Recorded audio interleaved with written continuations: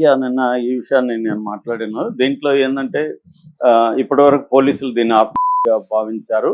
దీన్ని పరిగణించి వాళ్ళు కేసుని ఇచ్చేశారు. బట్ ఇప్పుడు కాదు హత్య అనే యాంగిల్కి వచ్చారు అనేది రూల్డ్ అవుట్ చేసేసారు. దీంట్లో ఇప్పుడు హైదరాబాద్ పోలీసులు సిట్ కూడా ఇన్వాల్వ్ అయింది. దీని వెనక ఒక పెద్ద మాఫియా ఉంది, ముంబై మాఫియా. దీని వెనక ఒక పెద్ద స్కామ్ ఉంది అనేది చెప్తున్నారు. అదేదంటారు, తీగలాగితే డొంక కదిలినట్టుగా ఇది ఒక చిన్న పాయింట్ దగ్గర స్టార్ట్ అయ్యి ఒక సినిమా లాగా ఉంది. అంటే వారణాసిలో ఒక అన్న చెల్లెలు అని దగ్గర మొదలైతే సినిమా వెళ్తూ వెళ్తూ వెళ్తూ విస్తరించి మొత్తం ముంబైకి వెళ్ళి ఒక మాఫియాకి వెళ్ళి ఒక పెద్ద స్కామ్కి వెళ్ళి ఒక 2 స్టేట్ల పోలీసులు దీంట్లో ఇన్వాల్వ్ అయ్యి ఇప్పుడు కూడా ఈ రోజు మార్నింగ్ కూడా ఇక్కడ హైదరాబాద్ లో దీనికి రిలేటెడ్ గా ఒక గోడౌన్ మీద రైడింగ్ కూడా జరిగింది. దీని మీద ఇప్పుడు ఇంకొక 10-15 మందిని అరెస్టులు చేసే అవకాశం 2-3 రోజులు ఉందని వార్తలు వస్తున్నాయి. సో అసలు ఇదంతా ఏం జరిగింది, ఎలా జరిగింది, వీళ్ళిద్దరూ దీంట్లో ఈ స్కామ్ లోకి వీళ్ళిద్దరు రోల్ ఏంటి, ఇవన్నీ విషయాలు మాట్లాడుకుందాం. ఇది తీస్తే ఒక మంచి క్రైమ్ థ్రిల్లర్ లాగా అయ్యే అవకాశం అయితే ఉంది.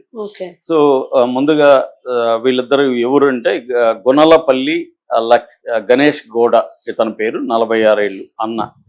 గుణలపల్లి ధనలక్ష్మి చెల్లెలు, 38 ఏళ్ళు. ఇతనికి పెళ్ళి అయిందా లేదా అని డీటెయిల్స్ లేవు, కానీ ఈ ధనలక్ష్మికి పెళ్ళయి విడాకులు, భర్త భరణం కోసం కొట్లాడుతున్నాడు. రివర్స్ అది కూడా ఎందుకనేది చెప్తాను. ఇప్పుడు భర్త కూడా నిన్న భర్త నాకు భరణం ఇవ్వమని అడుగుతున్నాడు. వారణాసికి భర్త కూడా వెళ్ళాడు. సో ఫస్ట్ లో ఇదేంటంటే వీళ్ళిద్దరూ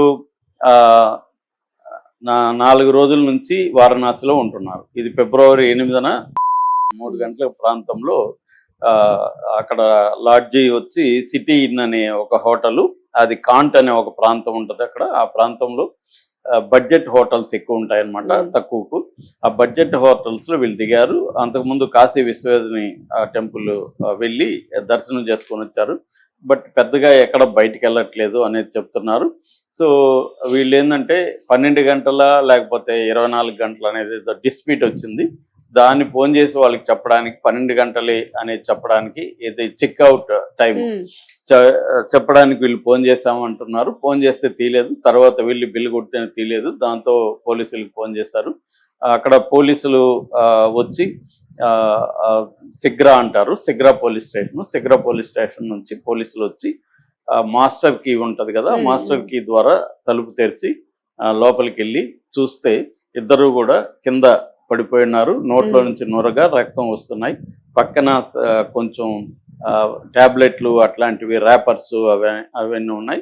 అంతకుముందు వాళ్ళు ఫుడ్ కూడా తెప్పించుకొని తిన్నారని చెప్తున్నారు. అంటే ఇక్కడ నుంచి కాదు, బయట ఆర్డర్ ఇచ్చి ఫుడ్ వచ్చింది లోపలికి అనేది మేనేజ్మెంట్ చెప్పారు పోలీసులకి. దీంతో పోలీసులు ముందుగా వీళ్ళు ఎవరు అనుకున్నప్పుడు ఆధార్లో చూస్తే 12 ఏళ్ళుగా ఆధార్లో ఉన్నట్లేదు. మొత్తానికి వాళ్ళ ఫోను అవన్నీ ట్రేస్ చేశారు. ఫోన్ కాల్స్ వాటిని బట్టి మొత్తానికి బంధువుల్ని ఇక్కడ పోలీసులకి చెప్పారు. ఇక్కడ పోలీసులు బంధువులను కాంటాక్ట్ చేశారు.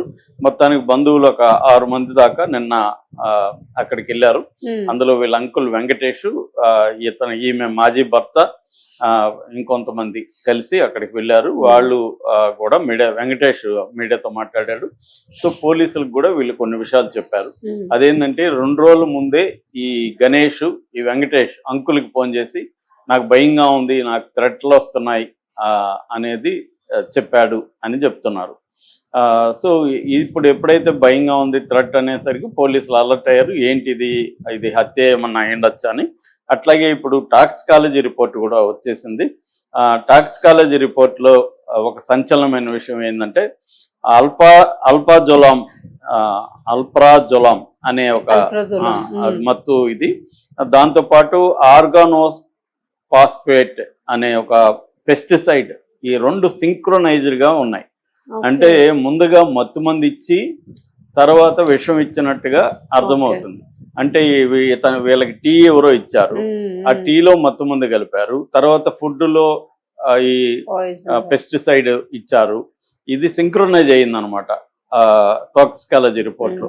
అంటే క్లియర్గా ఇది హత్యే అనేది పోలీసులు నిర్ధారణకు వచ్చారు. ఎందుకంటే ఆ ఫోన్ కాల్ వీళ్ళకి వెళ్ళడం, తర్వాత వాళ్ళు తవ్వడం మొదలుపెట్టారు. అక్కడ నుంచి హైదరాబాద్ పోలీసులకి ఇన్ఫార్మ్ చేస్తే హైదరాబాద్ పోలీసులు ఇక్కడ ఇతను ఎవరు ఏంటి అనే లాగారు. ఇతను ఏంటంటే సికింద్రాబాద్లో ఒక కంపెనీ ఉంది. ఆ కంపెనీకి హైడ్ ట్రాన్స్ సొల్యూషన్స్ ఆ కంపెనీ పేరు. ఇది లాజిస్టికల్ కంపెనీ అంటే పెద్ద పెద్ద కార్పొరేట్ కంపెనీలకి వాళ్ళ సరుకుల్ని తీసుకొని స్టోరేజ్ కానీ లేకపోతే ఇవి తీసుకొని వెళ్తారు. అలాంటి ఒక మిడిల్ రేంజ్ లో లాజిస్టిక్ కంపెనీ. దాంట్లో ఇతను సూపర్వైజర్ గా పనిచేస్తున్నాడు. బట్ 6 నెలల నుంచి పనిచేయడం మానేశాడు. ఉద్యోగం పోయిందని అందరికి చెప్తున్నాడు. కానీ ఇది ఒక పెద్ద స్కామ్ జరిగింది 2025 జూలై ఆ ప్రాంతంలో. దాన్ని ఏమంటారంటే ట్యాక్స్ ఎవేషన్ స్కామ్ అంటారు. మామూలుగా ఇండియాలో ట్యాక్స్ ఎగ్గొట్టడానికి కూడా పెద్ద ఎత్తున స్కాములు చేస్తారు. మనకి ఇప్పుడు అదాని మీద కూడా, అదానికి సంబంధించిన డిఫెన్స్ యూనిట్ మీద $9 మిలియన్ ట్యాక్స్ ఎవేషన్ స్కామ్ ఉంది అన్నమాట. Directorate of intelligence, revenue intelligence, DRI దాని మీద విచారణ జరుపుతుంది. అదానిదంటే మోడీ ఉంటాడు వెంట, ఏం జరగదు.